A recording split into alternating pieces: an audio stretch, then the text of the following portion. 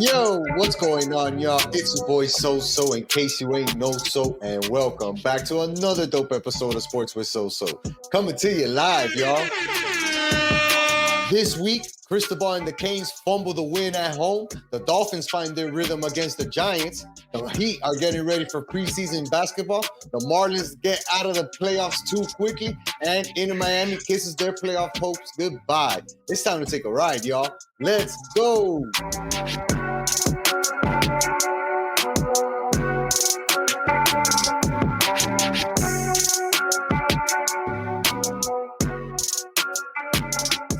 All right, on to happier football times. All right.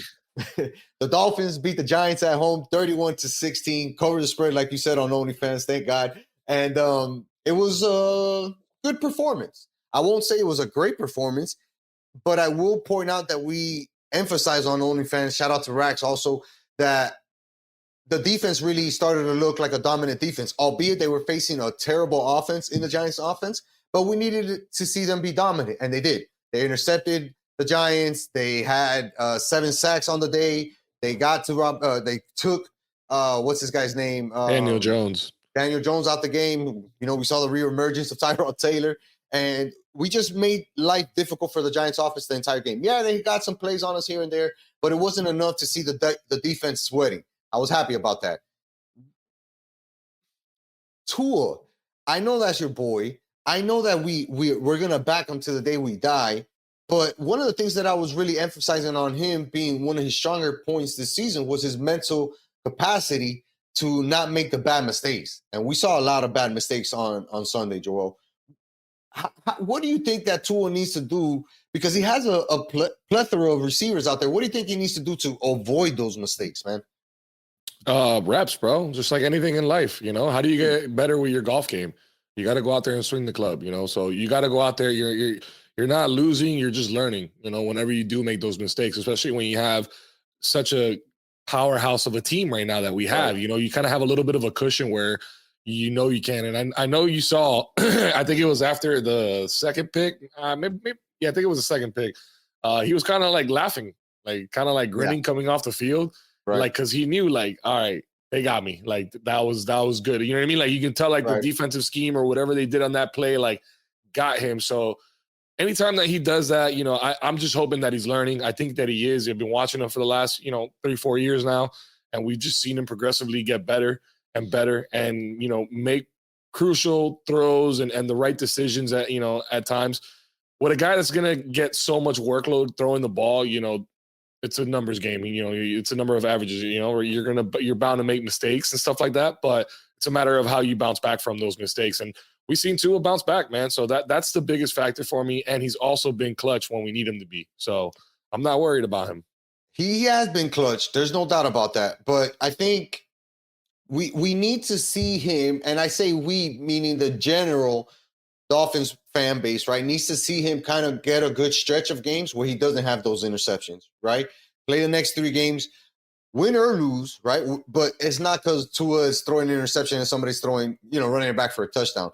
Because, like I said, you don't want, we've talked about it before, but you don't want these mistakes against better opponents, right? It can happen against the Giants, no problem. We'll bounce back on these guys. But happen at home against the Bills, I wouldn't want that happen to us, right? On the road up in Philly, I wouldn't want that to happen to us. Up in London or over in Europe against Kansas City, I don't want that to happen to us. So those are the things that we got to avoid against these playoff level opponents, right? Because we can handle this against the Giants. It was easy. Obviously, we all saw it. But I want him to just get a rhythm of not making mistakes. You know what I mean? Just so that everybody else can be calm about the situation. We know how good Tua can be because we see the emergence of the running game helping him become much more of an efficient passer. He didn't necessarily need to throw the ball a lot last game. And when he did, he found guys in stride, including Tyreek Hill. This dude's on a mission. Currently has 651 yards on the season, only 1,349 yards away from breaking 2,000. But this guy is definitely a game changer for us. And I think that the connection that they have is one that can produce often like this, right? Where the dude's putting up over 150 yards. He had 181 yards this game, but putting up 130, 140, 150 yards easily when they're able to play mistake-free football and the offense is flowing. I think the biggest thing that you don't want to see is him to compound the mistakes, right? Yes. Or anybody for that matter. It's all right to make mistakes here and there as long as we learn from them, like I said earlier. But it's a matter of not compounding them. Kind of like we saw Tyler Van Dyke, in the Hurricanes game. Unfortunately, Yeah. that one kind of got away from them because I felt like Tyler Van Dyke kept compounding mistakes and Correct. making the wrong choices. Excuse me. And we're here with Tua, we don't see that. We don't really see him compounding the mistakes. He usually, like I said, he usually bounces back, just like the rest of the team does. So I totally understand what you're saying. I'm glad we're at least getting him out of the way now. We're having a lot of success while we're still making mistakes. Right. So if we can tighten that up to your credit, then it's going to make for a really good product coming into the end of the season here.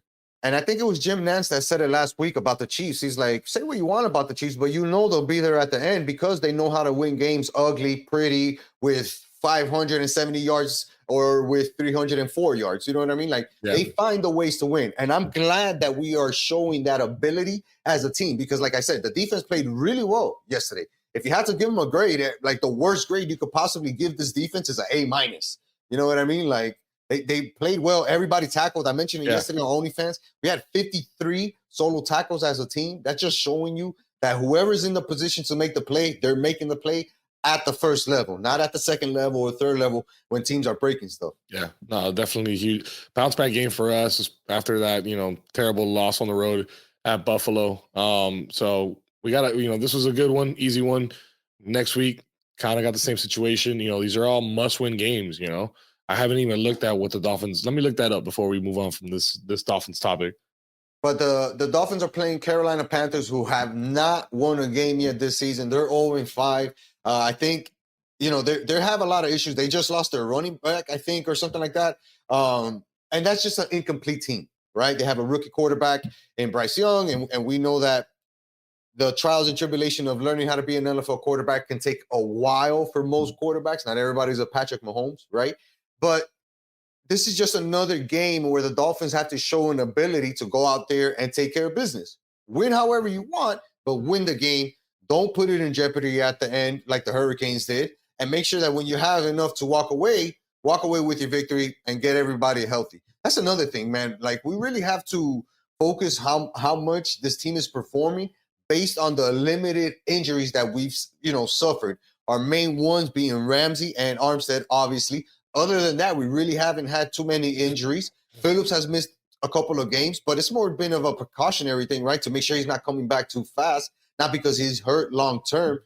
And every position seems to be excelling because of that, right? We see the running backs doing well. A-Chain, Mostert, killing it as a running back team, right? Speaking of running backs, we're getting Jeff Wilson back now off of injury reserve. Yeah, and even in the wide receiver room as well, right? We got Chosen there. We just picked up Chris Claypool. Chase Claypool. I don't know how I feel about that, by the way. I like it. He's 25. He has potential, and he's a big wide receiver, which we don't have, right? Like, big body, big jumping ability. We don't have that type of receiver. He has to do the work of coming in here and recognizing that this has a potential to be a Super Bowl team. Definitely is a playoff team. And if you want to fit in here, this is how you fit in here. He probably didn't feel that in Pittsburgh, right? Because they didn't have belief in their quarterback and they didn't look like the team that they could be. Same thing with Chicago. He probably didn't really trust Fields and sees the team struggling and is like, man, this team isn't really heading in the direction. Why am I not getting all the love that I should be getting? I think he's going to find a different focus down here in Miami. And it's like, yo, these guys got a good vibe. Everybody's focused on winning and being an individual and bringing that aspect to winning football. So I think it could fit here. And it doesn't hurt to have, a 6'6", 230-something pound wide receiver, a guy you can let Tua toss the ball up to. Yeah, I'd be surprised if that guy puts on a uniform for us for real and actually plays in games. And he's sitting behind so many guys right now that have been here and have earned their spots. You got Tyreek and you got Waddle, and then sitting behind them for the third spot, you got Cedric Wilson, who's been here for a little while. You got Braxton Berrios, who's been phenomenal so far through 4 or 5 years. Yeah, through 4 or 5 games this season.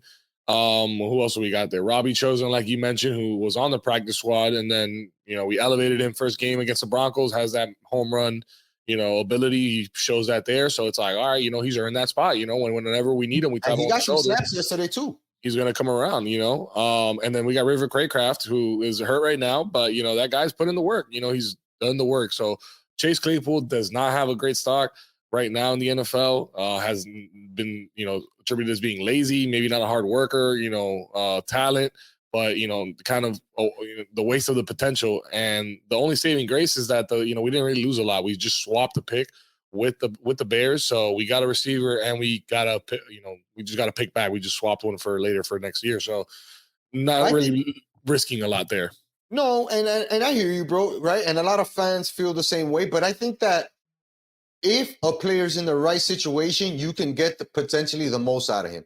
And here's another thing that I'll point out: it's not bad to have this amount of wide receivers all available, all with different abilities, all with different speeds, all with different characteristics. And the reason why I mention that is because our tight end group isn't really built for receiving. It's built mostly for blocking, right? Good. So, yeah, right. So what I'm saying is, like, if you're not going to use that position as a receiver, then you need to have more options. And I think that Claypool gives us another option that we don't have at the moment in that big target.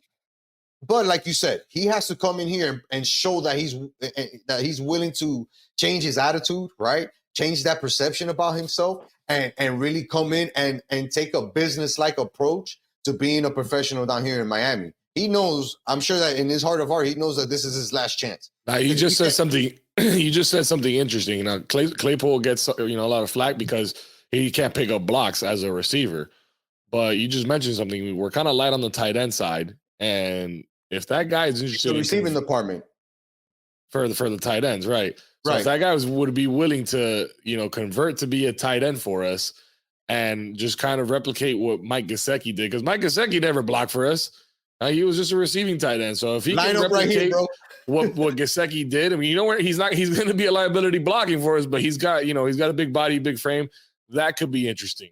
Absolutely. And look, if there's a guy here in the building that can find ways to put this guy on the field and be effective with his big ass body, it's Mike McDaniel. Like, we know that because we've seen all these guys that we've mentioned have a specific skill set that they have that the other guys don't have, and show that specific skill set on the field. Yeah. Barrios, Wilson, Robbie, Hill, Waddle, like all these guys bring something different. And I think that Claypool can potentially add to that, but he has to put in the work.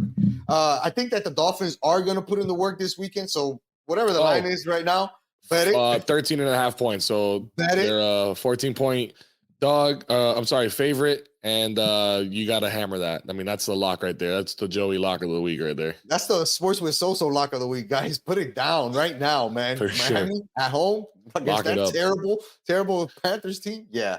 They might make it interesting. We're winning by more than 14. But I'll tell you what, just like in this Giants game, we got to keep playing clean football and not give these guys opportunity to generate some momentum or some belief, right? Let's kill the game early, get them out the way, put up 3-4 touchdowns, and let's get some of those reserves or backup guys some snaps, right? Yeah, we got to keep moving up on, in the division and stay ahead of Buffalo. We got lucky this week. Buffalo lost. The Jets won. The Patriots. That sucks to be a Patriots fan right now. Back to back. First time since like 1970. It's been bad. It's bad to be a Patriots fan, but Buffalo, they gave one up, and I don't know how many more they're going to give up. So we gotta keep moving. We need to keep getting wins when we can. For sure. Let's see, man. Let's see how the Dolphins take care of business on Sunday against the Panthers. You guys know what's going to be after that game. OnlyFans, baby. Week 6 recap is going to be live and in your notifications only if you're subscribed to the Sports with Soso YouTube channel.